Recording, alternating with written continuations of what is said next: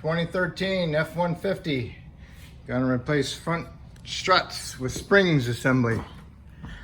Need to open your hood, get some penetrant, spray the little studs down. There's 3 of them on top of the strut mounts. And right down there, already got the nuts off. They're 15 millimeters.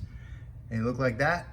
You need a 12-inch extension with a 15 millimeter socket. And you might, if you got a turbo, twin turbo, you gotta pound that one on because the intake tube gets in the way. So you got those 3 right there. Remove those nuts, remove them on both sides. So then the next thing you want to do is jack it up and support it properly and remove the front tires. If you want to get access to the upper strut mount bolt nuts from inside the wheel well, you can. But if you're going to get to the one on top on the driver's side, the coolant reservoir is in the way, so you'll need a swivel head to put on your socket. Also, the lug nuts are 21 millimeter, and if they're swelled up, you need a 22 millimeter.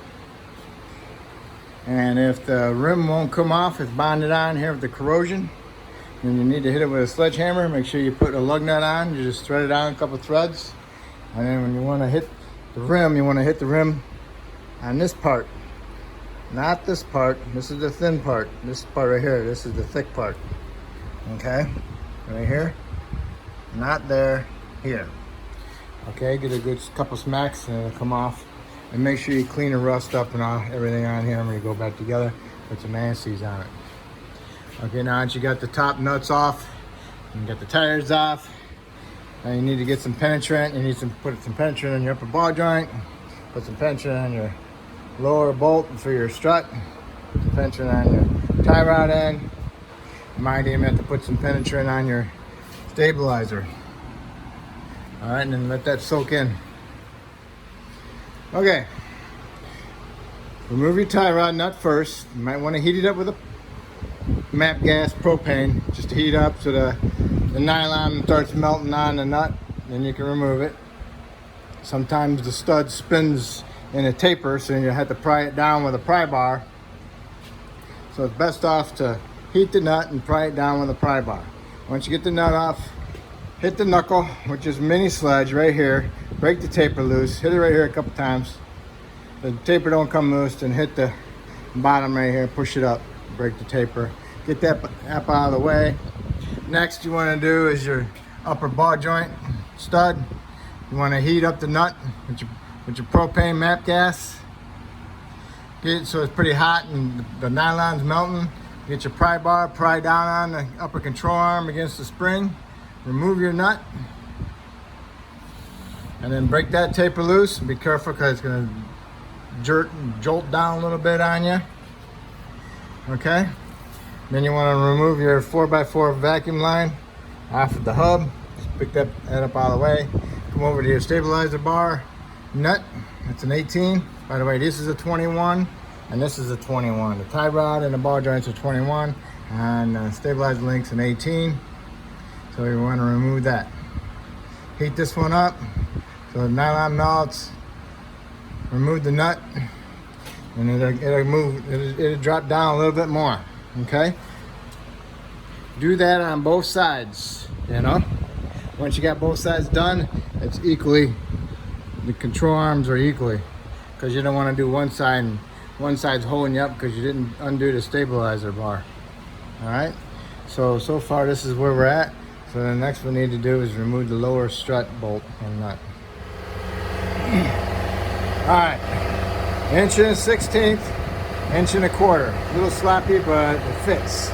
Be careful because there's a lot of weight on here and you don't have anything holding the stabilizer on there. This whole thing wants to come down a little bit, you know. So I put a strap on there to help hold it in case it doesn't go all the way down and put too much tension on my brake line. So I got the bolt, I got the nut loose. The bolt is frozen on the sleeve inside here on the lower part of the strut. So I'm gonna have to spray some penetrant in there and work it in there back and forth and keep hitting it with the impact. See if I can break it loose. Otherwise I'm gonna have to cut it right here and spread it open and somehow get to that inner bushing. But that's where we're at right now. So be careful that you don't put too much tension on here, and that whole control arm can come down. And also because of the boots on your half shafts. So I put the strap on there. I had it a little tighter than that, but now it's just loosened up. But anyway, that's where we're at. Get the idea. Protect yourself a little bit. And it's about an inch and a half clearance up on top, 2 inches. As we get this bolt out, we can just slide it out and slide it towards us and then pull it straight down. I might have to remove these on this side. These lines are held on with some tens, release some of that tension. I put some penetrant on them to help soak in, and I'll see if they'll come loose so I can get them out of the way. Because I'm going to be putting in some oversized struts, 2 inches longer. Okay, what I did was I put the nut back on the stabilizer link just so, for a thread on both sides, just to hold it up. So I wanted to heat up that bolt. Maybe that'll help. Also, I got the other side out, and that's what it looks like. Nice big one. Alright, so got my cart, got my map gas. Just gonna let it sit there. I'm gonna go wash my hands and maybe go to the bathroom and take a break. Let that heat up for a little bit. And spray some penetrant on the other side also. Okay, I heated up the bolt just enough. I didn't want to actually heat it up so it starts melting the rubber, because I want the rubber to help hold the bushing, so I can, when the air gun impacts it back and forth, you go on, off, on, off, on, off. It jerks it loose inside there. And I keep spraying the penetrant on it, and the bolt finally came out. All right, now what you want to do is you want to pry your strut back up into the holes, and then you want to pull the bottom out. You lift it up and pull the bottom out. You've got to go in the upper holes. Okay. Okay. What I got are the Ranchos. You're supposed to bump it up 2 inches, because if your truck's sitting lower in the front and you want it equal, then you go with these struts. They're not any longer than the factory ones. They just must be, they don't compress. But if you want to know the part number, here's the part number. Quick lift, loaded. All right. I thought they're going to be a little bit longer, but they're not. So ease of installation will be greatly appreciated. I marked the adjuster on it. I got it set on 5. It goes up to 9 or even 10. So that's how I got adjusted. Right there's 5. All right, and there's starting point, pointing down. There was a little black mark there, so I'm assuming that's where it's at. I don't know. Didn't come with no instructions. I'll look it up later. All right, that's what we're gonna do. Remember, put in the top in first and get a nut started. Run it down with your fingers as best you can. And get your pry bar and pry it up in there and then push the lower part in. Okay. The studs on top, they're not at an equal pattern, so they'll go in one way. Once you get that way lined up here, and put a nut on it, and then you can get the bottom in, you push it in, tap it with a hammer, get it in there. And what you need to do is get your bolt ready with some anti-seize on it. Get a big pry bar, go from underneath into the stabilizer hole, pry up the lower control arm, put your bolt in. You got your bolt in, got your nut on. It's not tight yet, because I don't want to keep moving this thing back and forth.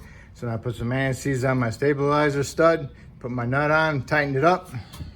Next is going to be my upper ball joint. The first thing you want to do is, since you can see it, you grab your 4x4 vacuum line and push that back on. There's the big one on the top and the little one on the bottom. There's only one line, just to support. All right, so now you need to bring this over and get it lined up with this one, and get your pry bar and pull that down. And most of the time, this upper ball joint ain't no good, so you have to replace the control arm. Since you're here, replace your control arm. Got some anti-seize on your ball joint and stud. Get a good grip on this spring and control arm, pull it down so it pushes that ball joint into the taper. Use 2 pry bars, one to get you down, and then you can get the other pry bar in there to get a good grip on, so you can pull it down. And when you pull it down into it, and then you can tighten your nut so the ball joint stud don't just sit there and spin with the lock nut. Okay, so now we got that done. Now I can swing this over. And if you remove these lines, go ahead and put those back on, and then tighten up your lower strut nut. Got the lines on, got them snugged up. Now all you need to do is tighten up that bottom one on that strut. Tighten that sucker up. It's a big bolt. Tighten it up. All right, now it's time for your tie rod in. Put some anti-seize on it. Line it up into the tapered hole. Pry it down with a pry bar. Tighten your nut up. Okay. Ball joint tight. 4x4 vacuum line on. Tie rod on. Stabilizer link on.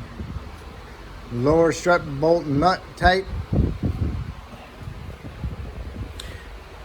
Tighten your upper strut nuts, the 3 of them, the 15s.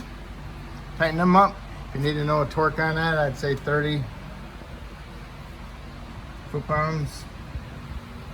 Or you can wait till you get it on the ground and tighten them. Next thing you do is put your tires on. But anyway, you got both sides done. Now you can put your tires on, and make sure you clean them up before you put these on there. And then put a little bit of lube on here, just a little bit. And then put your tires on, put your lug nuts on, and you want to tighten your lug nuts to 140 foot-pounds on both sides. And then when you got down the ground, tighten your 3 nuts on both sides. And that's it. And make sure you, when you start it up, you go inside the cab, make sure you push your foot to the floor a couple times, just to make sure that you got a good brake pedal. All right. And that's how you do your front struts assembly. All right. If I helped you out, that's great. Maybe you could help me out by subscribing. I'd appreciate it. Thank you. Okay, this is the 2013 F150. It's got 260,000 miles on it. And I put the Rancho quick struts on the front and Rough Rider shocks on the back. The ones on the front are supposed to lift it up 2 inches because the front was lower than the back. That looks pretty good, and it doesn't even have a lift kit on it. That's awesome.